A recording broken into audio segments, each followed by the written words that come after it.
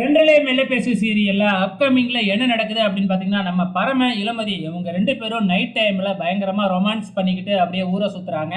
பரம இளமதிக்கு ஃபோன் பண்ணி வெளியில கூப்பிடுறாப்ல.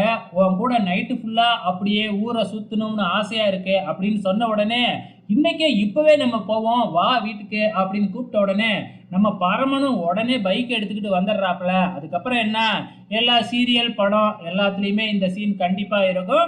நைட் டைம்ல அப்படியே சுத்துறது, அப்புறம் ரோட்டு கடையில சாப்பிடுறது, ஐஸ்கிரீம் சாப்பிடுறது, இதே மாதிரி நைட்டு 12, 11 மணி வரைக்கும் சுத்திக்கிட்டு இருப்பாங்க இல்லையா? அது இந்த சீரியல்லையும் தான் பண்ணி வச்சிருக்கிறாங்க.